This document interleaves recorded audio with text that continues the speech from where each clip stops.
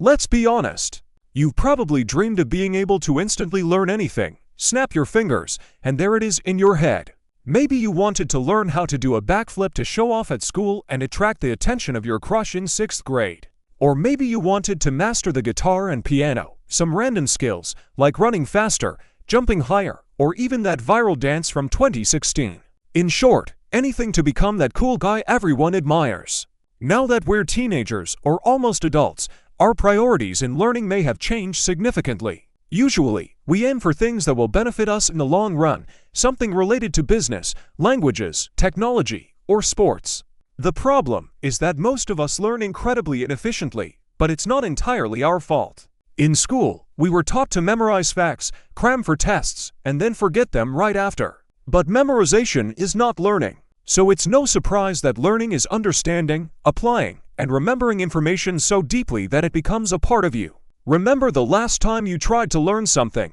Maybe it was a new language, a musical instrument, or a skill like programming. What did you do? Probably crammed or watched a bunch of tutorials, and then nothing stuck. Why? Because most of us focus on consumption, reading, watching, listening, instead of focusing on production, practice, execution, and teaching others.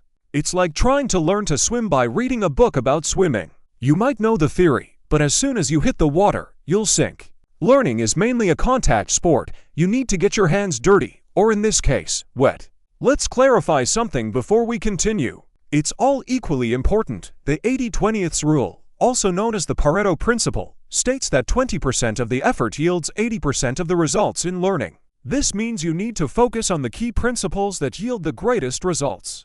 Want to learn a new language? Don't try to memorize 10,000 words. Instead, learn the 1,000 most commonly used ones. They already make up 80% of everyday conversations. Want to play the guitar? First, master the basic chords before attempting complex solos. Simply put, once you've mastered the basics, everything else will come easier. And one technique that helps you master the basics faster is active recall instead of passive repetition of information. You actively test yourself. It's not a new idea, but it's useful when preparing for an exam. Suppose you're studying history. Instead of rereading the same paragraph about World War II for the 10th time, close the book and try to recall what you just read.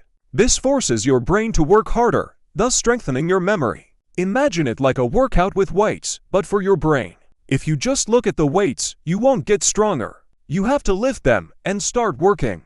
But this doesn't mean you should overload your brain. Cramming seems productive in the moment, but it's a short-term solution. On the other hand, the effect of spaced repetition is a long-term gain. This principle suggests that learning is better when spread out over time, ideally 30 to 60 minutes a day for a week. If possible, and here's why, every time you return to a topic, your brain has to retrieve it from storage. The more times you do this, the stronger the connection becomes.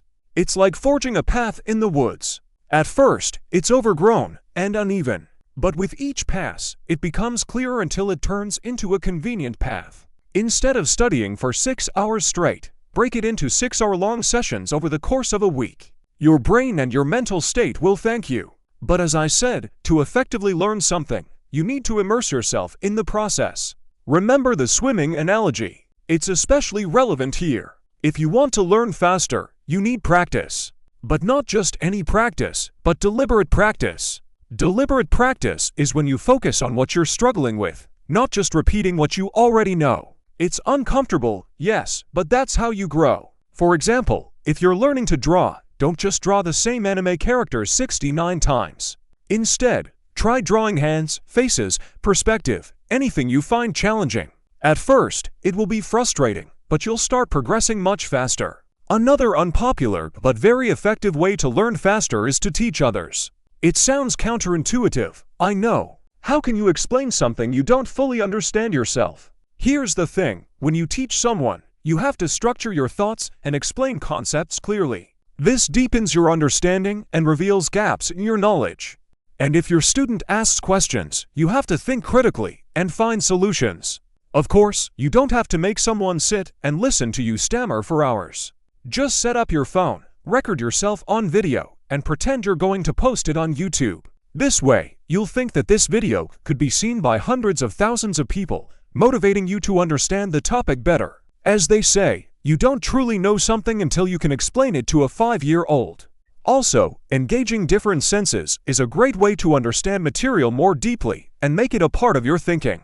Your brain loves variety. The more senses you engage in the learning process, the better you'll remember the information. For example, if you're learning Spanish, don't limit yourself to just reading words.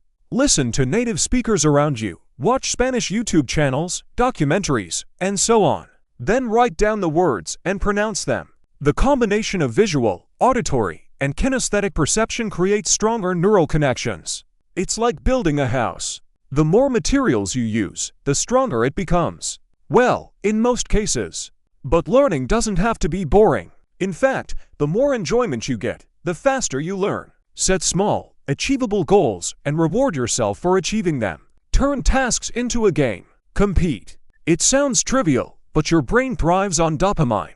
Every time you achieve something, even something small, your brain releases a dose of this pleasure hormone, motivating you to continue.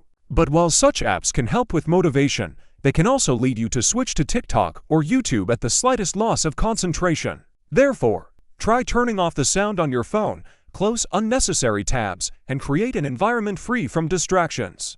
Multitasking can create the illusion of productivity, but it's honestly nonsense. Your brain can only focus on one task at a time. So instead of reading a book with one eye while scrolling Instagram, it's better to focus completely on one task. But it's important to talk about sleep and rest. They are as important as learning itself. Your brain needs time to process and consolidate information, and the best way to do this is through sleep. During sleep, your brain organizes everything you've learned, strengthens connections, and discards unnecessary information. So if you're not sleeping at night, trying to learn everything, you're actually harming yourself. Regular breaks during study time can also increase your productivity. Your brain, like your muscles, needs time to recover after intense exertion. Since we're on the subject, let's talk about mindset. If you believe that you're bad at learning, you will indeed have problems. It's obvious. But if you start thinking differently, believing that you can improve your skills through effort, you'll be amazed at your capabilities.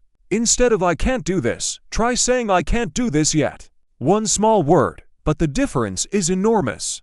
It shifts your focus from failure to potential. And most importantly, enjoy the process.